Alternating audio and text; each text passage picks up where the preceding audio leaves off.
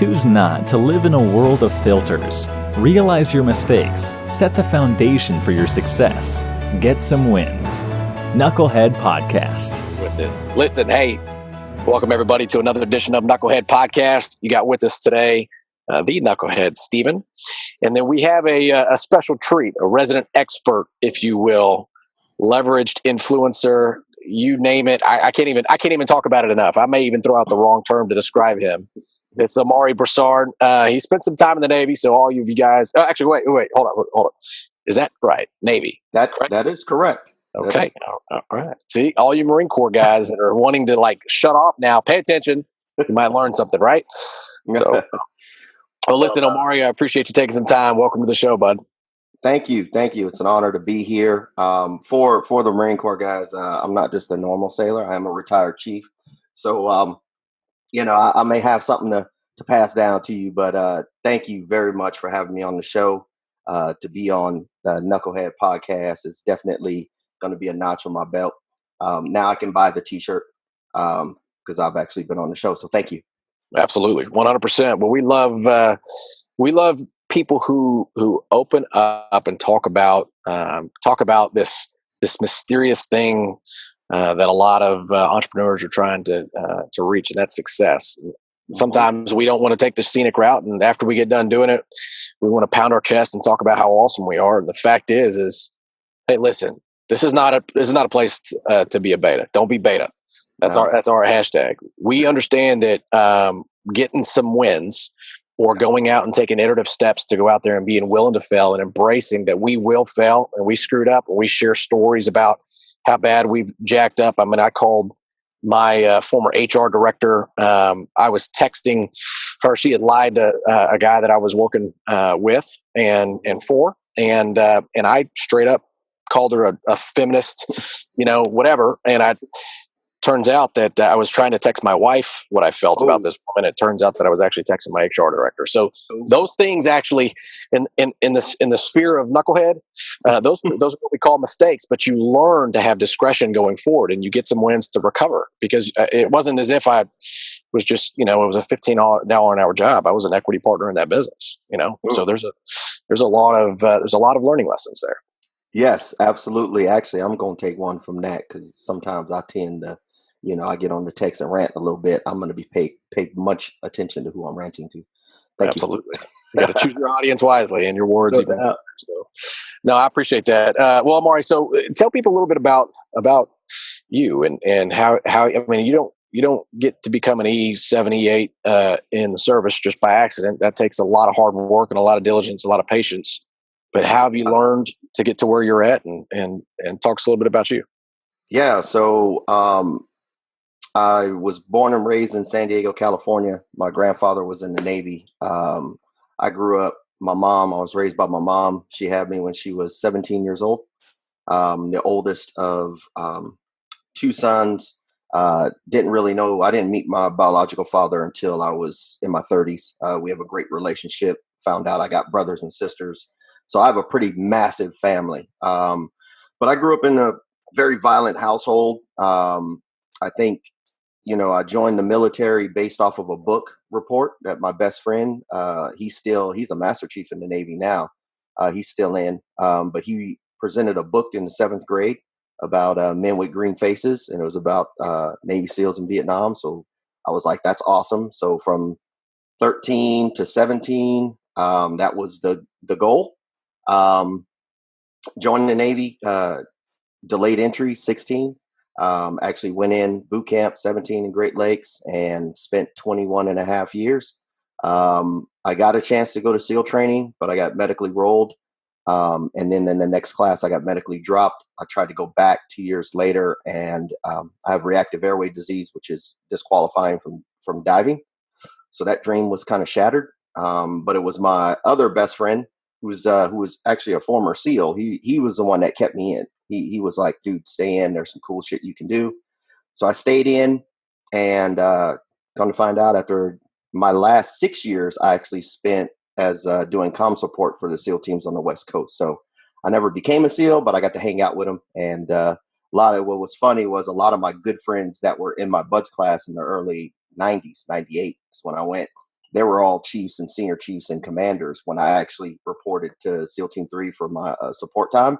So it was kind of cool to hang out with them. So that's my military story. I enjoyed it. That's incredible, man. That's incredible. I like how you just kind of glossed over the fact. Yeah. Oh, yeah. I mean, I just, went through buds 3 times. And I just could, I mean, you're talking about the fraction of a percentage to even to get the chance to go to SEAL school, let alone do what you did and serve right alongside them. So that's incredible. I appreciate your service, and it's not lost on me, the importance of that. And hovering back over the get some wins, how did you mentally deal with that third and final time? And was it a really good friend, or was it just somebody that you respected? Is that why you listened to him to stay in, or what would happen there? So I stayed in the Navy because, just to give some background, being a SEAL was all consuming for me. My mentor, he was actually my mentor throughout my entire career, but he's a retired Navy SEAL, 30-year Master Chief Vietnam vet. That was my mentor. I used to go to his house all the time and sit around with old frogmen that were like the founding fathers of some of the latest SEAL teams. So when I went through, when I was in training and they kicked me out, I went to do security duty. And then I tried to put in, when I was in Hawaii, I was stationed in Hawaii, and the doc literally tells me, I had already passed the test to go back. I was ready to go. And the doc was like, I can't send you back because reactive airway disease, we don't know when that's going to come up. So it's like asthma. And he's like, dude, if you're behind enemy lines and you get an asthma attack, like, you're fucked. And everybody else is fucked. So I was like, well, what the fuck am I going to do in the Navy if I can't go back and get another shot? Right. So my best friend, we were friends as kids. In fact, we were in the 3rd grade together, and that was my first fist fight.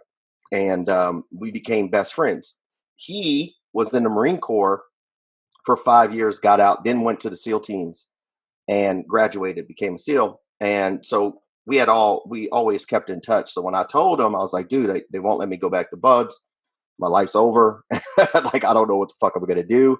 He was like, look, man, he's like, look, it's a job.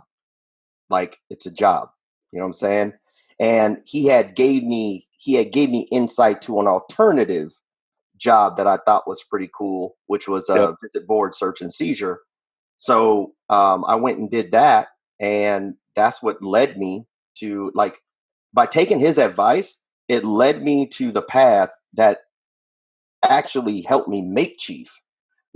You know what I'm saying? So that's how that happened. It was just listening and having an open mind. Sometimes, we talk about failures, right? Sometimes we fail because we fail to listen to people that have more insight on the situation and us, right? So I did what he said, and I never got to put that trident on my chest, but I got to work alongside with some of the greatest guys in the world. So I'm thankful for that. And it helped me. Absolutely. Well, I mean, it sounds like, I was about ready to say, and you learned some valuable skills and lessons through that process. And so, and quite frankly, you may have been robbed of those if you hadn't gone through that mess up. So absolutely. I think it's said in a book that I like to read, every adversity carries with the seed or equivalent or greater benefit. And I mean, it's just like a really fun way of saying something that my, Marine Corps knuckle dragon brain can't really understand, but it sounds really cool. So what we just said is, all right, we're going to fail and we're going to screw up. So I'm sure there's something to learn from it. That's about as simple as we can make it. So there's a book I just read by Ryan Holiday called "Obstacle is the Way." It's a short read, so it's great for us military guys. That's right. And it's basically off the philosophy of Stoicism. He's a big fan of Marcus Aurelius. And the premise of the book is, what if you looked at things as if failure, adversity was part of the process to achieve the goal you wanted to achieve? Not something extra, not something bad that happens. It's just part of it. Yeah. And without it, you don't get there. Yeah, so that's a thing I keep in my head. Well, I mean, my generation. I mean, you're 21 years in the military, right? So I'm 36 years old, right? And so the only reason why I communicate that to you is one, my generation and even the generations coming behind me, our attention span is significantly less than what it is in say your generation, right? And you're talking about instant gratification. We touch a piece of glass and get access to information however we want. It's like serve me now. Okay, that's not fast enough, right? And so there's a significant lesson in what you're talking about, in that there is a process. There's a process to everything, and everybody wants to be as generic as possible. But what was your process when it came to business and transition that was the biggest surprise that you didn't anticipate? The amount of work it takes to really like hit home runs. Like I'm not afraid of work, right? But what I found and what I'm learning even now, like the amount of effort it takes from me as a business owner to market myself, to serve clients, to follow up, like it's immense. It's 10 times what anybody thinks it is, right? And it is really this process. Now, sometimes you get lucky, right? And maybe it's not luck, right? It's work that you put in, but sometimes you get these blips on the radar that says, hey, I'm on the right track. But that doesn't mean you've arrived. So, for example, I got started in marketing about 7 years ago with my firearms training business because I did not market. I got invited to go to Nevada. So I drove 6 hours to Nevada in the summer to an empty range with no students to teach. And it was that moment that I realized, I actually got to I got to persuade people to come out. You don't just put up a sign and people come. Right. So then through that period, I started learning about marketing and I had some wins.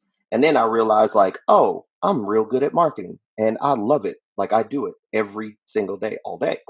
So as I'm going through this process, I'm seeing kind of what you're talking about. I'm seeing the Facebook ads, with the $1 million wins or the, $1 million days or the, I made $12,000 with this one ad in 24 hours.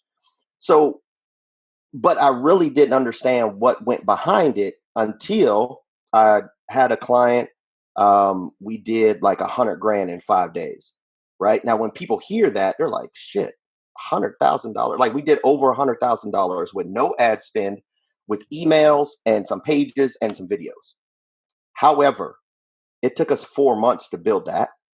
And we also got to look at the client has been in the game for decades. So they had a lot of capital built up in that. Sure.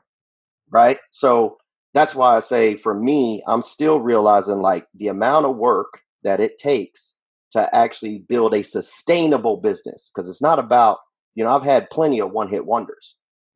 I write an email. I wrote an email a couple of weeks ago, made $1,200, but that's a one-hit wonder. That's not a sustainable business. So now as I fail forward, I'm learning, okay, how do I, make this sustainable? Right. And it may not be $100,000 a week is sustainable, but hey, maybe $10,000 a week is sustainable. Maybe it's that for most people, $1,000 a week in business, that's pretty sustainable and that will change your life with time. So that's, I hope that answers that question. No, it does. And it actually leads me to another question that I think most people would want to ask if they were having a conversation with you. And that is, what were one of those things that you were like, man, this is going to work. Not only is it going to work, it's going to work good.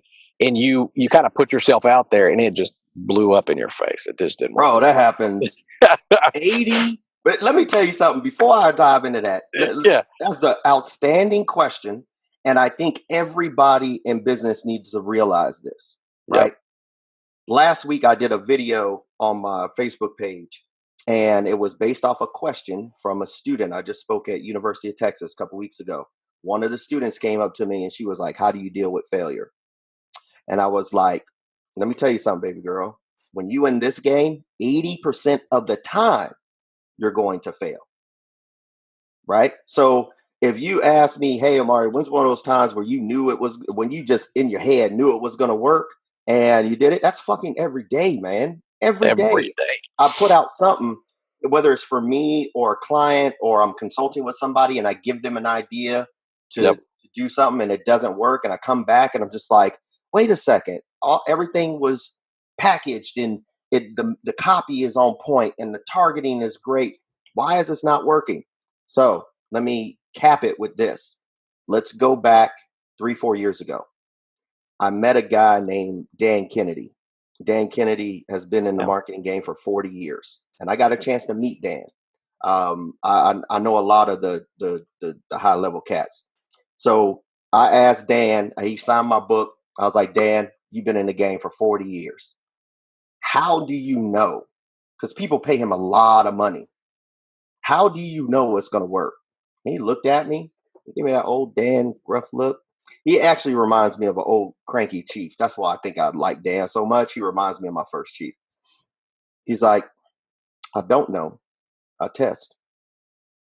Just left it at that. I was like, oh. So what we realize is when you're, in my world, in the world of marketing a business, growing a business, a lot of what you're doing, because there's a lot of unknowns, is testing. So if you kind of use the scientific method, come up with a hypothesis, do an experiment, control group, blah, blah, blah. And then after, run it for a period of time and then adjust. You learn and adjust. And I think that's how you go from constant failure to a mindset of consistent testing. And some of those tests are going to hit. 80% of those tests are going to crash and burn. But if you don't get through the 80, you'll never find the 20 that actually move you forward. Especially if you're sitting there trying to plan the first one or the second one, or you use the failure of the first 7 to forget the lesson in the beginning, which is you got to fail 8 out of 10 times to get going anyway. So why are you stopping at 7? Exactly. So, you know what I mean? There's so much to there's so many lessons in that. I remember our first business, and you know what, we'll actually cap it at that. But I remember our first business.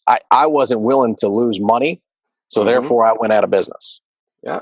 I mean, I was not willing to lose. We had corporate clients, we had individual clients, we had groups of folks, and we had 3, I don't want to say profit centers, but definitely revenue generators. They were engines that were making money. However, because I was not willing to lose money, there was a short period of time on that ability to create income in that business. No doubt. And I wish if somebody would have just slapped me upside the head, it was really my wife. But if it was somebody who would slap me upside the head much earlier in the process, that business may still be being ran by a CEO and creating income for my family, now. But no doubt. It is what it is, man. It is what it is. So, yeah. All right. So let's wrap at this, because we're right at the timeline here, and I'm interested. How do people get in touch with you? Because I mean, there's a significant amount of experience that going through 20 years in the military can afford somebody, and then at the same time, there's also the entrepreneurial path that you've been able to go down. So how do people get in touch with you, and how can people learn the Omari ways?